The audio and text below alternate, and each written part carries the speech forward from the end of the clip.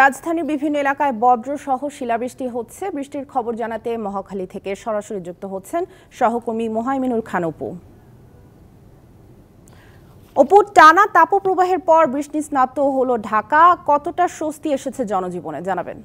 10:30-এর সময় কিন্তু রাজধানীতে বৃষ্টির দেখা মিলে। এই বৃষ্টিতে কিন্তু সাধারণ মানুষ অনেকটাই স্বস্তি প্রকাশ করছেন। তবে আবহাওয়া অধিদপ্তরের সাথে আমাদের কথা হয়েছিল, তারা আমাদেরকে যেটি জানিয়েছেন যে আজ সন্ধ্যা 6টা থেকে পরবর্তী 6 ঘন্টা পর্যন্ত তারা বলেছিল যে বিভিন্ন স্থানে কালবৈশাখী ঝড় হতে পারে এবং পাশাপাশি বৃষ্টি হতে পারে।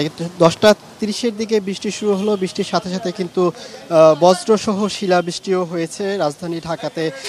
ধানমন্ডি, তারপর আদাবর, মোহাম্মদপুর, মহাখালী সহ বাড্ডা এলাকা সহ বিভিন্ন এলাকায় আমরা শিলাবৃষ্টি হয়েছে সেটি আমরা দেখতে পেয়েছি। তবে এই বৃষ্টিতে কিন্তু তেমন জলাবদ্ধতা তৈরি না হলেও রাজধানী পুরান ঢাকাতে কিন্তু জলাবদ্ধতা তৈরি হয়েছে। প্রায় টানা 20 মিনিট বৃষ্টিপাতের কারণে অনেক রাস্তায় কিন্তু পানি জমেছে। তবে এই বৃষ্টিতে কিন্তু রাজধানীর যে মানুষ বসবাসকারী রয়েছেন তারা স্বস্তি প্রকাশ করেছেন যে টানা কয়েকদিন ধরে যে তাপপ্রবাহ চলছিল রাজধানীতে সেটি কিন্তু অনেকটাই প্রশমিত হয়েছে। আজ রাজধানী ঢাকাতে 36.7 ডিগ্রি সেলসিয়াস তাপমাত্রা ছিল।